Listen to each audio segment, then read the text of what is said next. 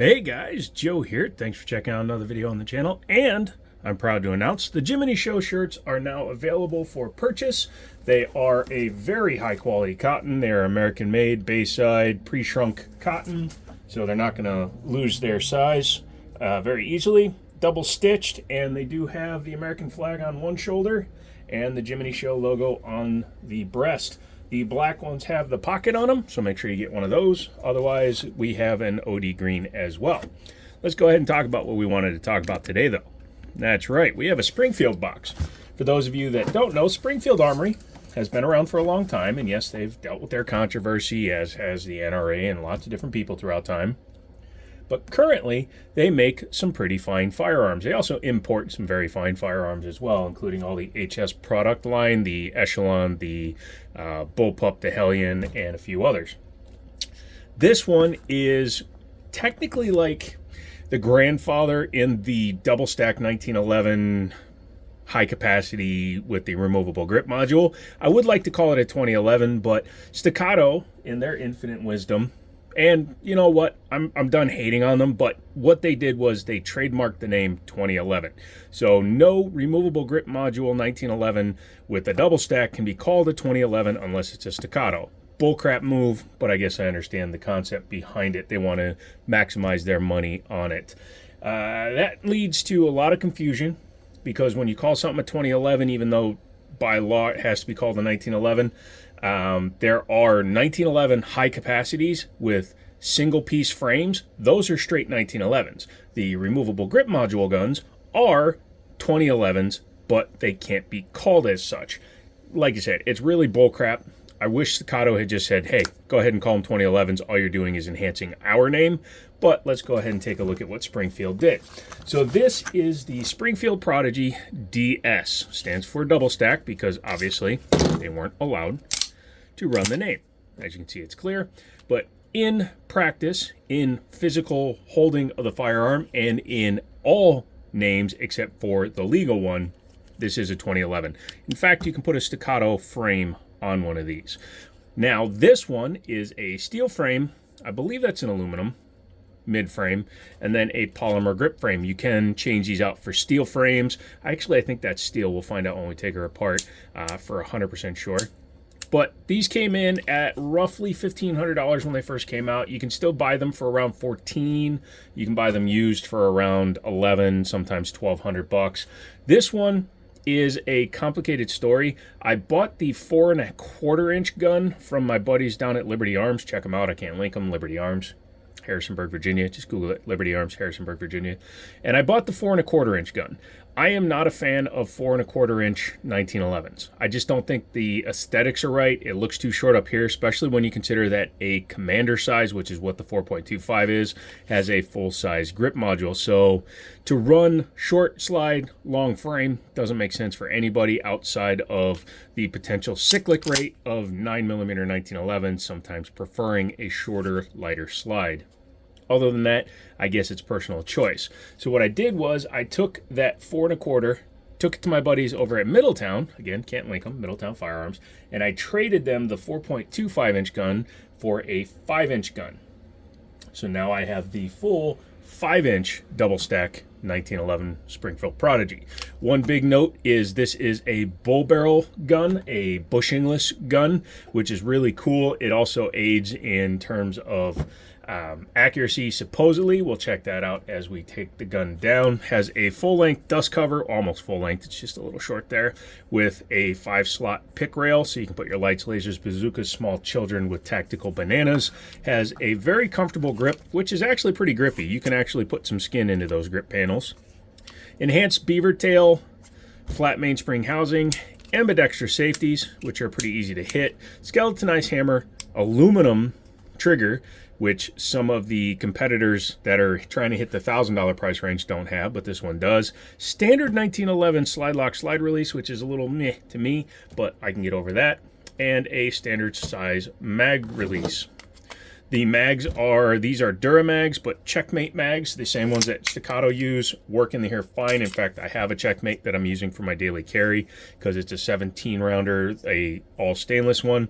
Don't feel like carrying a 20 rounder with me. just for daily carry, but it's nice to have in case I go to the range. But yeah, these will interchange with the staccatos, with the Gersons, and the T-Sauce double stacks. They all use the exact same geometry, which is pretty interesting and pretty nice because that does lead to usability. It does have a Dawson Precision front sight with a fiber optic. This one is green. It's a little blown out right there on the edge because this gun did fall and break a big piece of glass in my entertainment center, but it seems to still be on for 0. Has an optics cut with the rear sight built into it. We'll take a look at the plate it comes with in a minute, but it is up on top with 2 screws, so you don't have to take the slide off to add the optic to it. I like that it's blacked out and serrated, so it's a high-vis competition style sight setup, even though it is a little bit taller for use with co-witnessing. Front and rear slide serrations, very easy to grab. Gun racks really well because it is a 9mm. It also has a pretty light guide rod. It has a funky ass guide rod that does require an Allen key to disassemble. We'll take a look at that in a second. Mags are drop free. The mag release is a little bit stiff. I ran into that with the T-Sauce. I can do a little bit of material removal inside, which does make it a little bit smoother, but I could live with it. The beaver tail feels good. The manual safety is fine both left and right. It's a little stiff when you're running it with your left hand. Not a lot of people run left-handed, but if you are, keep that in mind. It's a little bit stiff. One test I like to do with a 2011 is I like to put it on safe and try to feel how much movement the safeties have, both in the down position and the up position. Some manufacturers, they use very loose tolerances, and then the gun or the safeties, because this is directly interfacing with your sear, by the way. So this prevents that from interacting, or the trigger from interacting with the hammer. The sear won't move up to release the hammer. So if this has a lot of play in it, that can cause some issues.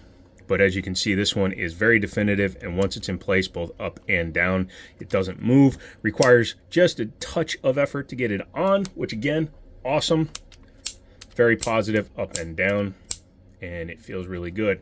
Skeletonized hammer is really nice to look at. A little bit of a spur on the back, so you can grab it one-handed if you need to. The trigger is adjustable. I like where it's sitting right now. It has a little bit of take up, but not a ton, and then it just breaks. Trigger pull is about 4.5 pounds, closing in on 5 pounds, but with adjustments, you can go in, you can polish out the sear, you can take material off so that the interface is looser, or not looser, but it's smoother so that it can run. There's lots of things you can do to tune a 1911. I'm hoping to go out to Wyoming to visit with one of my friends, SFR, and hopefully he can teach me the full proper way to fully tune a 1911. I can do the little things, bending the fingers on the rear mainspring, changing out your weights for your guide rods, changing your trigger shoes, putting adjustable bows, all that stuff in there. You can do all that pretty easily, but I want to learn the proper techniques for doing things like setting the sear to release distance. I think that would be cool to learn. Yeah, overall feels really good in the hand. When these first came out, there were a bunch of things about them running a little bit rough. Things like catching on the disconnector. This one seems to be pretty smooth. You can see right there it does catch just a touch, but that's okay. I'm sure that will break in because this was a unfired brand new gun. The other gun was used, but we'll have to see how that runs. The front and rear slide serrations are very aggressive. Very similar to what you see on the Springfield Emissary, however, not overly done. Round top versus a tri-top, which again I like. And then you've got that bushingless front end bull barrel with a lot more material that supposedly interfaces closer with the front end of the gun instead of having an interface with the bushing before it interfaces with the slide. Supposedly that makes it better. It does have a Allen key front 2-piece guide rod, which we'll take a look at when we disassemble it. But in general, I don't mind it. It's just there are better options, including Atlas Gunworks makes a one-piece with a push button that you can use, and I would probably prefer that if it was me, myself, and Irene. Fun movie. Watch it if you hadn't. Renee Zellweger, Jim Carrey, and a bunch of people. Because this is not a extended model, it's harder to get out especially when you have bad nerve damage like I do. But once you pop that bad boy out, and you've made sure the gun was clear, obviously, you can disassemble the gun. I like to flip them upside down and put my thumb over the spring. It's not going to go anywhere because of the two-piece guide rod on this gun, but it is possible that it could. Now, they do recommend that you loosen the Allen key before you disassemble the gun, but I've already loosened mine because learning the gun, I've taken it apart a couple of times. Also, I knew I was going to film this video, so just make sure to keep your thumb right over the center of the guide rod. That way you can keep the whole thing from turning, and then you can turn the front bushing here, and the spring won't go springy. So yeah, big metal piece there. Go ahead and, yeah, see that? It wants to go flying. I would definitely recommend the single piece. It has a little push button that pushes up a little retaining pin. I would definitely go with that. Then just go ahead and disengage it from the locking lugs up in the hood area of the barrel, and just put that drop link forward. There we go. Oh, excuse me. You do also have to remove the reverse plug. It's called a reverse plug because most 1911s that have a bushing, it goes in through here and is retained by the bushing. Because this goes in here, that's a reverse plug. Then you can just go ahead and slide your barrel out. Does have 3 notches for locking lugs, even though it only has 2 major locking interfaces. That is pretty different. You don't see that on 1911s or 2011s very often. They're usually just a 2-lug setup, and you can definitely feel the edge as you look inside of there. Series 70 style mechanism, so it does not have a drop safety. It's a racing gun, a range gun, and it's a 1911. It already has a grip safety and a manual safety, so it doesn't need a third safety, despite what the US government wants you to think. Internal extractor, like traditional 1911s. There's your hammer, or your spring, your firing pin back there. And again, it does have that plate for optics, and it does come with a second plate. Mine is cut for an RMR, and all I have loose are RMR SCs, so I will be picking up an RMR optic unless one of my buddies buys the gun. But it's nice to see that the plate they give you also comes with another rear sight, so you don't have to give up your sight in order to run an optic, which is good because you never know. You might accidentally buy an O sight or something, and you won't be able to reliably use it, and then you'll have to co-witness, and because of that, you can.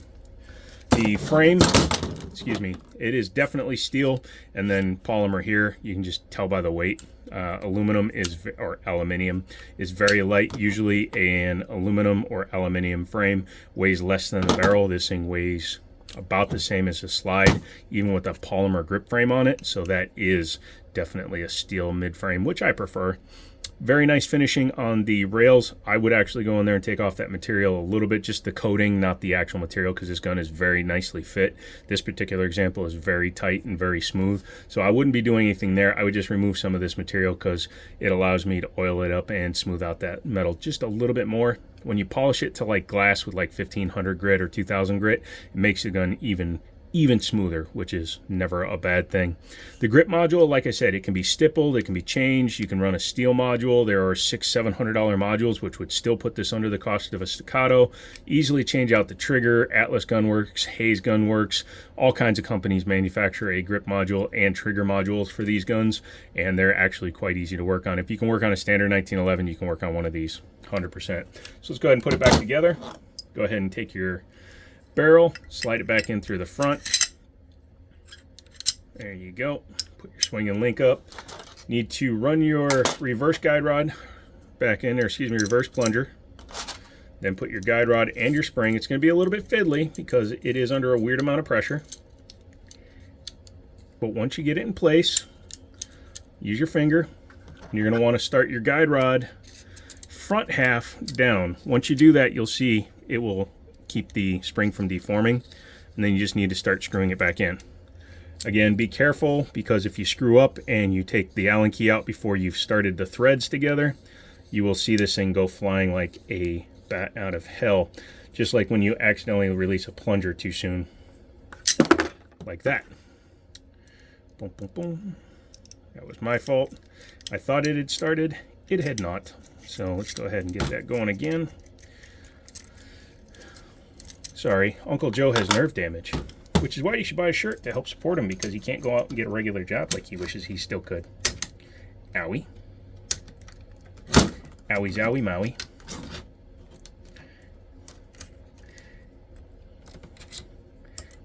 Okay. Well, why don't you go ahead and sit down? This is what happens when you do these as one-take lives, my guys.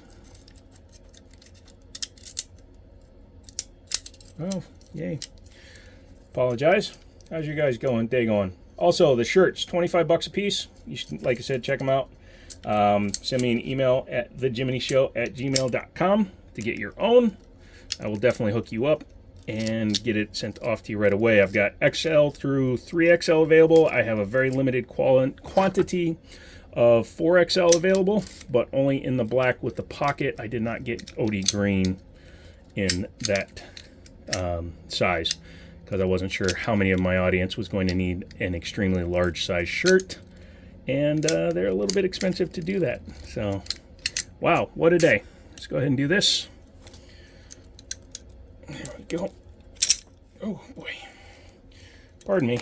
Yeah. Like I said, not every day runs the way that you want it to. Ho ho ho. Uncle Joe's getting pissed.